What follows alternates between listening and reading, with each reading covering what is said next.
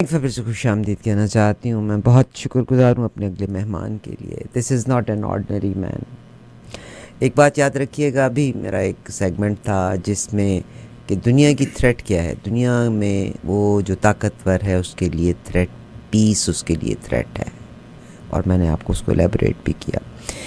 امتیاز گل صاحب جو ہیں, سی این این کے ساتھ بھی آپ نے کام کیا. Probably the better position what Mohsin Naqvi use to hold, اس سے بہتر پوزیشن کے اوپر سی این این کے ساتھ وابستہ تھے. جرمن پروگرامز کے ساتھ الجزیرہ پہ آپ ان کے انالیسس سنتے ہیں. پاکستان میں ہی is executive director of centre for the research, ٹھیک ہے, research and security, Director for Center for Research and Security, and یہ security he holds a big position, ماشاءاللہ. We are lucky enough to have him with us. اللہ انہیں زندگی سے تندرستی دے. یہ اور میں ہر جوان شخص کو کہنا چاہتی ہوں, یہ لوگ آپ کا اور میرا اثاثہ ہیں. یہ لوگ میرا اور آپ کا اثاثہ ہیں. سر آپ کا بہت شکریہ. جی بہت بہت شکریہ جی. السلام علیکم. سر میں سب سے پہلے تو آپ کو پاکستان لے کے جانا چاہتی ہوں کہ پاکستان آج بھی ہمارا رابطہ ہونا تھا, بٹ انفارچونیٹلی انٹرنیٹ سسٹم کو جس برے طریقے سے بلاک کیا, and nobody is ready to take the responsibility. Everybody is throwing ball in others court کہ جی اس کو پتہ ہے, اس کو پتہ ہے, جس سے بھی بات کر لیں. مگر اس ملک میں ریموٹلی کینیڈا اور امریکہ سے سروسز ہائر کی جاتی ہیں, چاہے وہ بنگلہ دیش ہو, چاہے پاکستان, ہندوستان, فلپائن. غریب لوگ جو ہیں وہ ریموٹلی کام کر رہے ہوتے ہیں. مگر اگر پاکستان کا انٹرنیٹ بند ہوتا ہے تو جو لوگ ریموٹ سروسز جن ممالک نے ان ملکوں سے لی, ایک تو ہمیں پہلے کوئی گھاس نہیں ڈالتا, اور اگر آپ کا انٹرنیٹ بلاک ہو گیا تو آپ کا وہ امپلائی جو انٹرنیٹ پہ اپنے کمپیوٹر کی سروسز دے رہا ہے یا کلاؤڈز پہ کام کر رہا ہے, وہ تو بیکار ہو گیا. واٹ وڈ یو سے؟ بڑی جی افسوسناک صورتحال ہے, اور مجھے تو لگتا ہے جتنے بھی لوگ اس فیصلے میں شامل ہیں انہیں کوئی غم روزگار نہیں ہے. ان کے گھرانوں کو بھی, ان کے بچوں کو بھی. آپ کو معلوم ہے جو گورنمنٹ سروس میں ہوتے ہیں, چاہے وہ یونیفارم میں, بغیر یونیفارم میں ہیں, وہ تو ماشاءاللہ اتنے پیسے کما لیتے ہیں کہ تنخواہ تو میں نہیں بات کروں گا, تنخواہ کے علاوہ ہی کہ ایک کبھی 2011-12 میں مثال کے طور پہ ایک ڈپٹی ڈائریکٹر تھے FIA کے, وہ کیش $1,00,000 لے کے اپنے 2 بچوں کو واشنگٹن یونیورسٹی میں داخلے کے لیے پہنچے تھے. ویسے ایک مثال میں نے دی ہے. تو کہنا میں یہ چاہتا ہوں کہ جو بڑے عہدوں پہ موجود لوگ ہیں ان کا بس اس حد تک کہ ہوتا ہے کس طرح پابندی لگا دیں, ریسٹرکشنز کر دیں, فائر وال کر دی, سسپینڈ کر دیا, راستے میں بلاکیٹ, جو ہماری سڑکوں پہ جگہ جگہ ناکے لگے ہوتے ہیں, آپ اس کو بھی دیکھ لیں تو یہ بھی ایک ریفلیکشن ہے ہمارے ملک کی جو یہ ٹیڑھی چال ہے ہماری انتظامیہ کی, کہ کسی کے منہ سے نکل گیا کہ یہاں پہ تھوڑا سی چیکنگ ہونی چاہیے تو ایک ناکے کی بجائے 10 ناکے لگ جاتے ہیں. سو جو لوگ کام اس وقت فائر وال کے نام پہ انٹرنیٹ کے ساتھ ہوا ہے, اس پہ آپ یقین کیجئے وہ لوگ بھی رو رہے ہیں جو کہ ان لوگوں کے ساتھ بڑا قریبی طور پہ کام کرتے رہے ہیں, جو کہ اس تمام کام کے پیچھے ہیں. یعنی ہمیں کوئی تلاش کرنے کی ضرورت نہیں ہے, سب کو معلوم ہے کہ یہ کون کرتا ہے. تو اس کمپنی کے, نیا ٹیل کمپنی ہے, کہ چیف ٹیکنیکل آفیسر نے لنکڈ پہ کھل کے یہ کہہ دیا 2 دن پہلے, سمجھے کہ ٹویٹ کیا, کہا کہ پاکستان میں انٹرنیٹ عملاً مر چکا ہے, اب ہمیں اس پہ فاتحہ پڑھ لینی چاہیے. ہم پاکستان کو پتھر کے زمانے کی طرف دھکیل رہے ہیں. تو جہاں پہ ایک ایسی کمپنی جو کہ بہت ویٹرن ہیں فائبر آپٹک میں, ان کی طرف سے یہ میسج آ گیا. پھر جو انٹرنیٹ اور سافٹ ویئر ہاؤسز ایسوسی ایشن ہے, ان کے صدر نے بھی ایک دے دیا کہ آپ تو $300-400 ملین ماہانہ یا سالانہ کا نقصان کر رہے ہیں اس کام کے ذریعے. کیونکہ خود میرا اپنے بہت قریبی بچے ہیں جو اس میں کام کر رہے ہیں کمپنیز کے ساتھ سلیکان ویلی میں, اور اس کے علاوہ جو فائبر جس نے ابھی کچھ پاکستانیوں کو ڈیلسٹ کیا ہے اس کے لیے بھی کام کرتے ہیں. سو وہ یہ سوچ رہے تھے, بلکہ میرے جو بہت قریبی عزیزوں نے تو کہا کہ اب تو میں پاکستان چھوڑنے کا سوچ رہا ہوں. یعنی یہاں پہ ہمارے لیے ہیوی ڈیٹا کے ساتھ کام چونکہ ہم کر رہے ہیں اس کی ٹرانسمیشن ہمارے لیے ایک مسئلہ بن گیا، اور وقت پہ اگر ہمارا ڈیٹا ٹرانسفر نہیں ہوتا ہے، جو فری لانس بھی کام کر رہے ہیں اور جو ریگولر بھی ہیں، تو ان کے لیے بھی بہت مشکل ہو گیا ہے. تو شاید ان لوگوں کو احساس نہیں ہے کہ غریب لوگوں کے اس طرح جو جلتے چولہے ہیں وہ اس طرح بجھ جائیں گے. یہ جو نوجوان ہیں یہ پھر کیا کریں گے؟ یا پھر یہ وائلنس کی طرف چلے جائیں گے، یہ پھر جرائم پیشہ گروہوں کے ساتھ مل جائیں گے، چوری کریں گے، ڈاکے ماریں گے. اور یہ تعداد کوئی کم نہیں ہے، لاکھوں میں ہے تعداد. وہ لوگ جو بیچارے 200 300 400 500 ڈالر ماہانہ کے کما رہے ہیں، الٹا پاکستان کے لیے زر مبادلہ کما رہے ہیں. لیکن ان لوگوں نے ہم یہی آخر میں کہہ سکتے ہیں کہ اللہ ہی ان کو سمجھے گا. سر بہت شکریہ، آپ نے بڑی تفصیل کے ساتھ یہ بات کہی، اور یہ بہت بڑا المیہ ہے جو انٹرنیٹ کا المیہ ہے. شاید وہ لوگ اوورسیز جو لوگ رہ رہے ہیں، میری آپ کی پارٹیاں ہو سکتی ہیں، مگر امیجن کیجئے گا جن لوگوں کا روزگار ہے. میرا سر آپ سے اگلا سوال ہے. فیض حمید صاحب کو اریسٹ کیا گیا اور وہاں پہ یہ کہا گیا جی پاکستان عدلیہ نے، کیونکہ وہ جو سٹی ایک project top city project, top city. Sir مجھے یہ سمجھ نہیں آتی، اور اس شخص نے اگر two wrongs doesn't make one right, یعنی جب ان کے گھر سے سونا نکالا گیا تھا تو میرا خیال 3 کروڑ روپیہ کیش بھی ان کے گھر تھا. کیا وجہ ہے کہ پاکستان میں جب کیش منی آپ کے گھر میں ہے تو that is considered as a black money, وہ 3 کروڑ روپلی کیسے ان کے گھر موجود تھا؟ nobody took action against that. نہیں ہمیں تو نہیں معلوم نا جی کہ اس کیس کے حقائق کیا ہیں. کیا واقعتاً 400 تولے سونا وہاں سے نکلا؟ کیا واقعتاً 3 کروڑ روپے جنرل فیض حمید کے گھر سے نکلے؟ یہ ہمیں نہیں معلوم. آپ کو یاد فیض حمید کے گھر سے نہیں سر، یہ جو ٹاپ سٹی کے جو اونر ہیں نا، ان کے گھر سے انہوں نے اٹھوایا 3 کروڑ روپیہ اور 400 تولے سونا. نہیں لیکن ایگزیکٹلی تو وہی پھر آپ ان پٹیشنر نے لقمان، مجھے ابھی یاد نہیں نام کیا ان کا، لیکن انہوں نے یہ بھی کہا کہ میری تو براہ راست جنرل فیض حمید کے ساتھ بات چیت ہوئی، بریگیڈیئر صاحب بھی موجود تھے، اور اس میں انہوں نے جنرل فیض حمید نے بقول یہ شکایت کنندہ کے یہ کہا کہ میں تمہاری چیزیں جو ہم ریڈ کے دوران اٹھائی گئیں وہ تو واپس کروا سکتا ہوں، 400 تولے سونا میں واپس نہیں کروں گا. یعنی میں تو اس کی شکایت پہ حیران ہوں جو اس نے سپریم کورٹ میں دائر کی تھی، پٹیشن تھی، کہ کیا جنرل فیض حمید کا یہ رتبہ تھا کہ وہ ایک ہاؤسنگ سوسائٹی کے مالک کے ساتھ براہ راست بات چیت میں یہ کہہ رہا ہے کہ 400 تولے سونا میں آپ کا واپس نہیں کروں گا. اب دوسری جو بات جو آپ نے کہی کہ چونکہ اس ٹاپ سٹی کے مالک کے گھر سے چیزیں اٹھائی گئیں، تو پاکستان میں تو میرے خیال ابھی بھی 70-80% جو کاروبار ہے وہ کیش میں ہوتا ہے اور وہ بلیک منی کے ذریعے ہوتا ہے.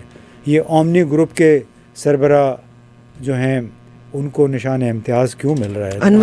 انور مجید صاحب کو، وہ اسی لیے کہ ان کی جتنی بھی کمپنیاں تھیں وہ منی لانڈرنگ کا ایک ذریعہ تھی، ان پیسوں کی لانڈرنگ کا جو کہ مختلف پروجیکٹس کے ذریعے ہمارے حکمرانوں کو ملتے تھے. اس وقت ہمارے وہ ماشاءاللہ صدر بھی ہیں اور ان کا گھرانہ بھی ساتھ اس میں شامل تھا.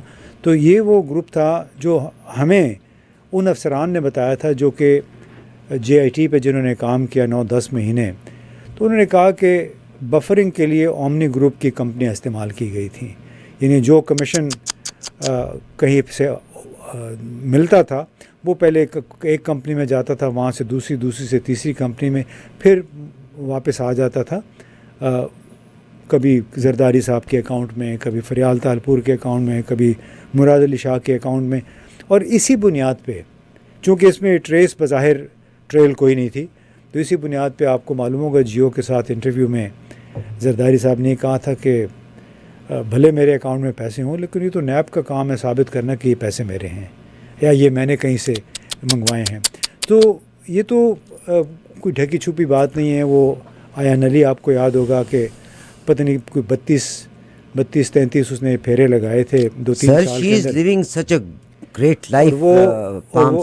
اور وہ ہمیں اسٹیٹ بینک میں ہمارے دوست نے بتایا تھا کہ وہ موجود تھے جب وہ انسپیکٹر کسٹمز کا جس نے اس کو پکڑا تھا $5 لاکھ کے بریف کیس کے ساتھ، کہ وہ بریف کیس وہ انسپیکٹر جمع کرانے آیا تھا باقاعدہ، چونکہ اس کا آپ کو پتہ یہ پروسیجر ہوتا ہے.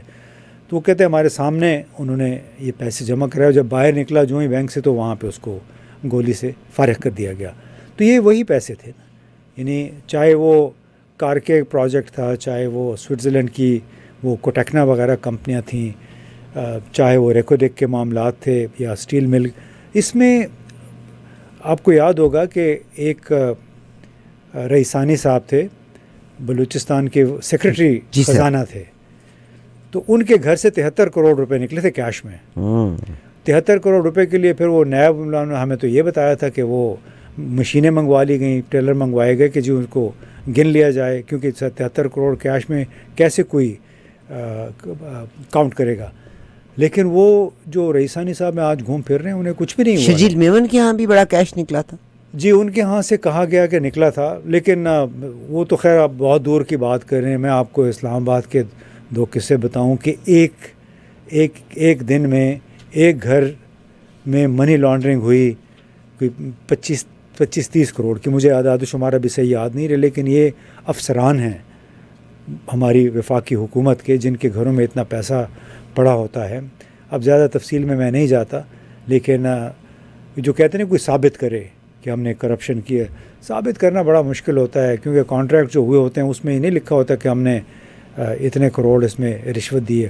بلکہ اب تو کروڑ تو کچھ بھی نہیں ہے، لازمی وہ کچھ بھی، اب اربوں کی بات ہوتی ہے. کبھی ہوتا تھا کہ 40-50 کروڑ جو ہمارے جو ماشاءاللہ بڑے لوگ ہیں ان سے منسوب ہوتا تھا.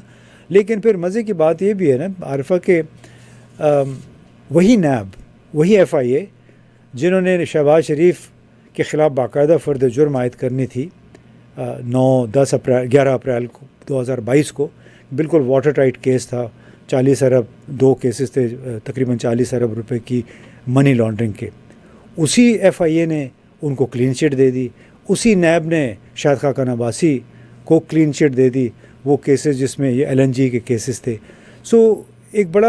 ایک انتہائی افسوسناک صورتحال سے پاکستان گزر رہا ہے، جہاں پہ تمام جو بڑے لوگ ہیں جو اقتدار میں آ جاتے ہیں ان کا مطمع نظر ہے پیسہ بنانا.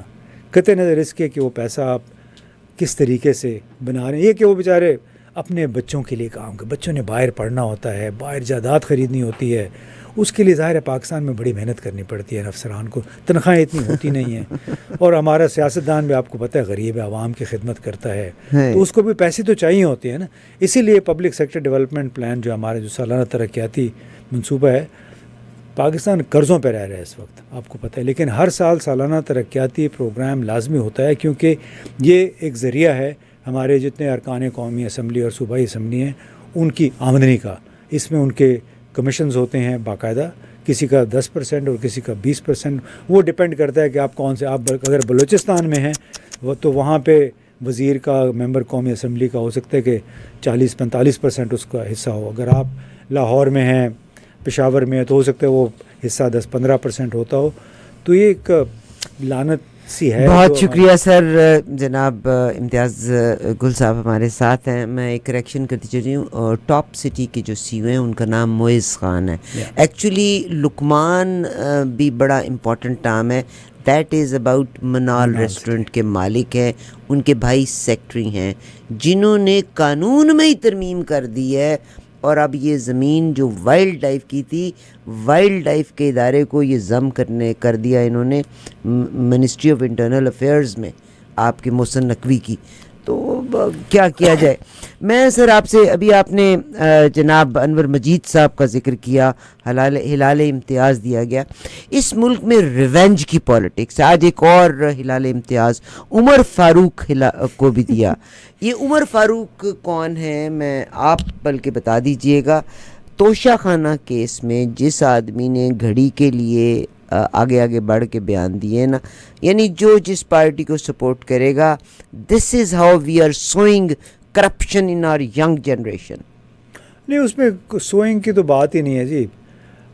آپ فراڈ جو ہے نا، فراڈ کو یہ لوگ پروموٹ کر رہے ہیں، جھوٹ کو پروموٹ کر رہے ہیں. یہ جو عمر فاروق صاحب ہیں، ان کے بارے میں تو جو وکیل تھے عمران خان کے، صفدر صاحب، تو انہوں نے تو بڑا کلیئرلی اس پہ کہا کہ ہم نے ان سے پوچھا کہ آپ ان کو تصویریں دکھا کے کہ آپ ان گھڑیوں کی یا اس گھڑی کی قیمت بتا دیں. اس نے کہا کہ میں تصویر دیکھ کے نہیں بتا سکتا. تو پھر انہوں نے کہا کہ ہم نے نیب سے پوچھا کہ آپ نے تصویر دیکھ کے اس گھڑی کی قیمت کا کیسے تعین کر لیا ہے. تو ایک جھوٹ پہ مبنی ایک ایسا کیس تھا. لیکن ظاہر ہے جنہوں نے آپ کو منی لانڈرنگ میں سہولت دی ہو, جنہوں نے آپ کو کیسز بنانے میں سہولت کاری کی ہو, تو وہ پھر آپ ان کو کوئی نہ کوئی ایوارڈ تو دیں گے نا. یہ لوگ ٹیلی ویژن دیکھ رہے ہیں, عمر فاروق کو آپ یہ دیکھیے گا, یہ لوگ سونے میں تل کے بیٹھے ہوئے ہیں.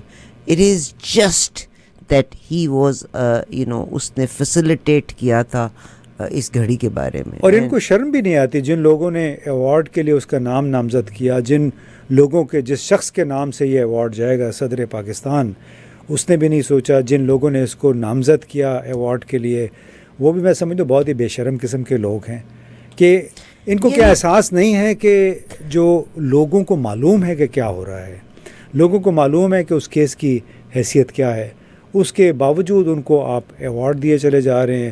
اور پھر انور مجید صاحب کو بھی ماشاءاللہ ایوارڈ مل رہا ہے. تو میں نے پہلے بھی کہیں بات کی کہ بڑی اچھی بات ہے, ان کو بھی تو آپ نے ان کی خدمات کا اعتراف تو کرنا ہے نا.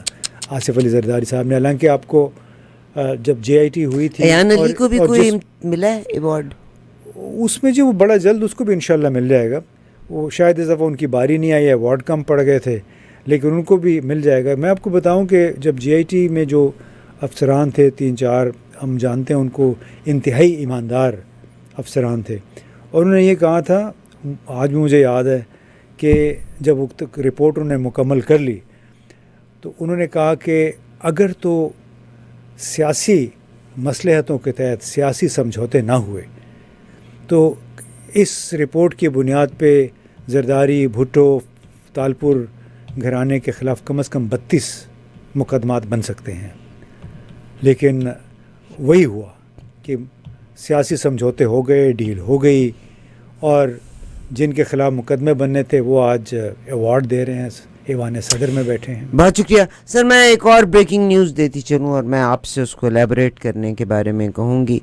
آپ کو بتائیے ہے کہ جب جناب شوکت صاحب جو جج تھے جن کو 2018 میں برطرف کیا گیا تھا, اس شخص نے سچ کے لیے لڑائی کی, ایک عرصے تک اپنا کیس لڑا, الٹیمیٹلی اس کے اوپر ایریئرز بھی دیے گئے, سب کچھ ہوا. اس کا قصور صرف اتنا تھا کہ اس نے کہا تھا کہ مجھے ISI کی طرف سے پریشرائز کیا جاتا تھا. جب آپ کے یہ فیض حمید صاحب کو اریسٹ کیا گیا تو ثاقب نثار صاحب کا ذکر آیا, عمر عطا بندیال صاحب کا ذکر آیا. بریکنگ نیوز میں یہ دے رہی تھی کہ ثاقب نثار صاحب نے ملک چھوڑ دیا ہے, just like Farah Gogi, he is gone out of Pakistan. تو وہ how Saqib Nisar and Umar Bandial link with Faiz Hamid? اس میں دیکھیں, وہ جن حالات میں ان کی آپس میں بات چیت چل رہی تھی وہ اور حالات تھے. نہ اس وقت عمران خان گرفتار ہوا تھا, نہ اس وقت 8 فروری کے انتخابات ہوئے تھے. جو پاکستان کی تاریخ میں جو واٹر شیڈ تاریخ ساز لمحہ ہے, میں سمجھتا ہوں وہ 8 فروری کے انتخابات تھے, جب لوگوں نے نہ صرف عمران خان کے حق میں ووٹ دیا بلکہ وہ لوگ جنہیں PTI کے ماننے والے, چاہنے والے, عمران خان کے زوال کا, عدم اعتماد کے ووٹ کا ذریعہ سمجھتے ہیں, وجہ سمجھتے ہیں, ان کے خلاف بھی یہ ووٹ تھا. اور اس لیے وہ حالات مختلف تھے. ابھی تو آپ نے دیکھ لیا کہ 8 فروری کے انتخابات کے بعد کس طرح ان کو مجبوراً اعداد و شمار کے ساتھ ہیر پھیر کرنا پڑا. پھر 26-25 مارچ کو اسلام آباد ہائی کورٹ کے 6 ججوں نے خط لکھا کہ ہمارے ساتھ ISI جو ہے تو دخل اندازی کرتی ہے ہمارے کام میں. اس کے انڈورسمنٹ باقی 4 ہائی کورٹس نے, اکثریت ججوں نے کی. اس کا اثر کیا ہوا کہ آپ کو سپریم کورٹ میں بھی 8-9 جج ایسے مل گئے جنہوں نے PTI کے حق میں جو مخصوص نشستوں کا کیس تھا فیصلہ کر دیا. بلکہ 11 ججوں نے تو یہ بھی کہا 13 میں سے کہ ہاں جی PTI ایک حقیقت ہے, اس کو ہمیں ماننا پڑے گا. تو یہ حالات مختلف ہیں. اب جس نے بھی یہ کام کیا یا کرنا چاہتا ہے اتنی آسانی سے نہیں کر پائے گا, کیونکہ اس وقت عوام کا پریشر جو اس کو کہتے ہیں کہ دی February 8 elections triggered an entirely different dynamic, اور اس ڈائنامک ایک سونامی سا ہے کہ جس کے تحت جو ہے لوگ پریشر میں آ رہے ہیں، سوشل پریشر بڑھتا چلا جا رہا ہے، چاہے وہ جج ہیں، چاہے کئی جرنیل ہیں، کچھ خاموش بیٹھے ہیں، بلکہ اکثر خاموش بیٹھے ہیں، چاہے جرنلسٹ ہیں. بہت تنگ کیا سر، جی پینشنز ہی بند کر دیتے جی. تو اس میں جو 8 فروری کو ہوا ہے وہ پاکستان کی تاریخ میں نہیں ہوا، اور اس کے تحت ہی میرا اپنا یہ خیال ہے کہ اس کی وجہ سے جتنا پریشر بنا ہے پاکستان میں، اصلاحات کچھ نہ کچھ اس کے ذریعے ضرور ہوں گی. قطع نظر اس کے کہ عمران خان کب تک جیل میں رہتے ہیں، کب ان کی رہائی ہوتی ہے، لیکن اس کی وجہ سے اتنا پریشر بنا ہے کہ اب خود حکومت، خود GHQ وہ بھی اس امر پہ مجبور ہیں کہ کوئی ایسا راستہ تلاش کریں کہ عوام کی مشکلات کا مداوع ہو سکے، تاکہ مشکلات کا مداوع ہوگا تو تبھی ان لوگوں سے پریشر بھی کم ہوگا. بہت شکریہ. میں سر آپ سے آخر میں کنکلوڈ کروانا چاہتی ہوں 2 باتوں پہ. پہلی بات تو یہ کہ chief of the army staff نے 14 اگست کے حوالے سے کاکول میں کیا. ایک تصویر ہم آپ کو دوبارہ آج کے پروگرام میں دکھائیں گے جس میں ایکس آرمی جنرلز بھی شامل ہیں. اس تصویر کو بڑا غور سے دیکھیں تو chief of the army staff looks very happy. جناب راحیل شریف صاحب، there are couple of faces جن کے چہرے پہ آپ کو کچھ اور بھی نظر آ رہا ہے. اس تصویر کو دیکھتے ہیں باجوہ صاحب اور جناب پاشا نظر نہیں آ رہے، تو یا اور کون کون important you think is missing and what does this picture show? اس میں دیکھیں، مجھے پاکستان جانا ہے واپس تو مجھے آپ بہت زیادہ انوالو اس میں نہ کریں، لیکن ایک بات بڑی واضح ہے، آپ جنرل کیانی کو دیکھیں، وہ انتہائی سنجیدہ موڈ میں لگ رہے ہیں. سو واحد جو آپ کو اسمائلز نظر آ رہی ہیں وہ راحیل شریف اور جنرل عاصم منیر کی ہیں. راحیل شریف تو ماشاءاللہ خوش ہیں، خوش و خرم ہیں، بڑے آسودہ حال ہیں. سعودی عرب کی نوکری وہ کر رہے ہیں، اور یہ وہ صاحب ہیں جنہوں نے جب سعودی عرب میں یہ نوکری قبول کی تو انہوں نے لوگوں کو، اپنے قریبی لوگوں کو یہ بتایا کہ میں نے اس لیے کہ نوکری قبول کی کہ میرے پاس بچوں کی بیرون ملک تعلیم کے لیے پیسے نہیں تھے. اور یہ مجھے خود کسی نے بتایا، ان کے بہت قریبی رشتہ دار ہیں. اور یہ وہ جنرل راحیل شریف ہیں کہ جن کو کوئی 110 ایکڑ زمین لاہور میں ملی ویلفیئر کے نام پہ، بالکل ایسی جیسے جنرل باجوہ کو بھی تقریباً 105 ایکڑ زمین دی گئی ہے. اب ان سے پوچھنے والی بات یہ ہے کہ آیا وہ زمینیں ابھی بھی زرعی رقبہ ہے یا پھر ان کو DHA میں شامل کر دیا گیا ہے. تو دوسری آپ نے دیکھا احسن سلیم حیات صاحب جو کہ جنرل عاصم منیر کے بالکل دائیں طرف ہیں، تصویر تو وہ بھی جو بالکل دائیں طرف ہیں جنرل عاصم منیر کے، تو وہ بھی بڑے سنجیدہ معلوم ہو رہے ہیں. جبکہ واحد بڑی اسمائل جو ہے وہ جنرل عاصم منیر کے، ظاہر ہے بڑے خوش ہیں وہ.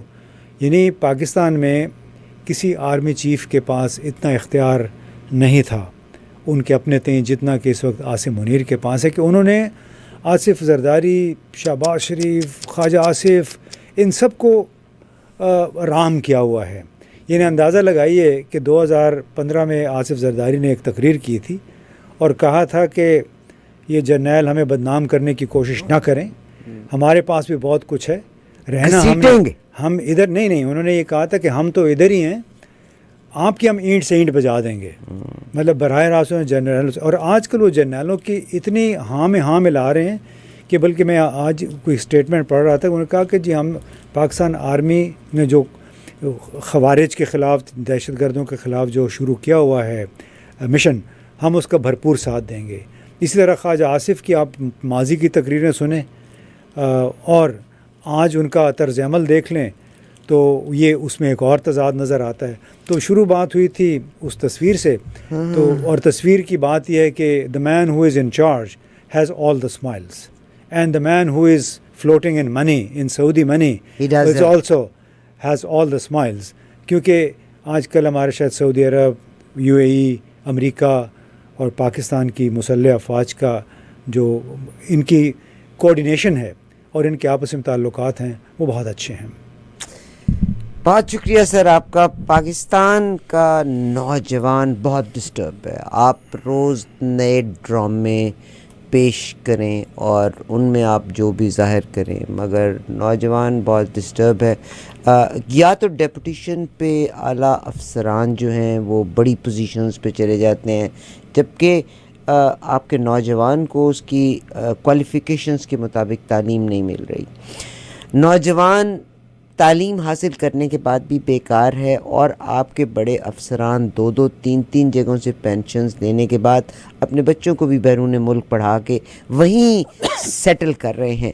تھوڑا سا کوئکلی مجھے آپ یہ بتا دیجیے گا، what do you see, what is the future of these political parties? Do you think this government at the moment will اپنا وقت پورا کرے گی؟ دیکھیے بڑا مشکل ہے یہ سوال، اس کا جواب. لیکن ایک بات ہے کہ ملک کے عوام کی اکثریت ان کی شکلیں نہیں دیکھنا چاہتی. یہ جو دو بڑی پارٹیاں ہیں جو جمہوریت کی مالا جپتی رہی ہیں، ان سے لوگ اکتا چکے ہیں. ان کے یہ دونوں آصف زرداری اور نواز شریف، اب ان کی بڑی بھرپور کوشش ہے کہ وہ مریم وزیر اعظم بن جائے، بلاول وزیر اعظم بن جائے. بلاول کو وزیر اعظم بنانے کی خواہش میں آصف علی زرداری مکمل طور پہ ہتھیار پھینک دیے ہیں. بالکل بڑھ کے فوج کی وہ تعریفیں کرے. فوج کی تعریف کرنا اچھی بات ہے، لیکن پھر یہ ان کو بتانا چاہیے کہ آیا جو آج سے 4-5-6 سال پہلے انہوں نے دھمکیاں دی تھی فوج کو، وہ درست تھا یا آج درست ہے؟ کیا وہ 70 سال کی عمر میں ان کے خیالات جو ہیں وہ بدل گئے ہیں فوج کے معاملے میں؟ کیا خواجہ آصف نے اور نواز شریف نے جو باتیں کی تھی، وہ بار بار ان کا انٹرویو بھی چلتا ہے کہ اس ملک کی تباہی کے ذمہ دار یہ جرنیل ہیں. وہ تو ٹویٹر پہ بڑے دن سے سرکولیٹ کر رہا ہے. وہ میرے خیال لندن میں بیٹھ کے انہوں نے وہ انٹرویو دیا تھا. تو یہ تو لوگ یہ سن کے وہ خود ہی ایک فیصلہ کر لیتے ہیں کہ یہ لوگ تو دوغلے ہیں، صرف اپنے بچوں کے مستقبل بنانے کی کوششوں میں لگے ہوئے ہیں. آپ نے جو سوال پوچھا پاکستان کا نوجوان کا مستقبل، وہ داؤ پہ لگا، وہ داؤ پہ لگا، اس کو کس کی کیا پرواہ ہے. بہت شکریہ. امتیاز گل صاحب میرے ساتھ ہیں، اور میرا آخری کنسرن ہے کہ پاکستان کے لوگوں کی ریٹینشن بہت کم ہے. ہم بعض اوقات اپنی ذاتی ہوس اور اپنی ذاتی پسند کی وجہ سے اپنے بچوں کے اور اپنے عزیزوں کے کیے ہوئے غلط کو بھول جایا کرتے ہوتے ہیں. اللہ میرے پاکستان کا حامی و ناصر ہے. جناب امتیاز گل صاحب کا بہت شکریہ. ہماری کوشش ہے انشاءاللہ یہ انٹرویو ان سے ہم ویکلی گراؤنڈ کے اوپر کریں گے. یہ وہ لوگ ہیں جو میرے ملک کا اثاثہ ہیں، پڑھے لکھے لوگ ہیں، سلجھے ہوئے لوگ ہیں. اللہ تعالیٰ میرے ملک کا حامی و ناصر ہے. آپ سے ریکویسٹ ہے کہ پلیز پروگرام کو دیکھیے بھی، سبسکرائب بھی ضرور کیجیے گا. میرا بھی آپ سے وعدہ ہے کہ میں کوئی سینسیشنل نیوز نہیں دوں گی. میرے لیے سب سے امپورٹنٹ صرف پاکستان ہے، اینڈ پیریڈ، دیٹس اٹ. سر آپ کا بہت شکریہ. بہت شکریہ. Thank you. اسٹے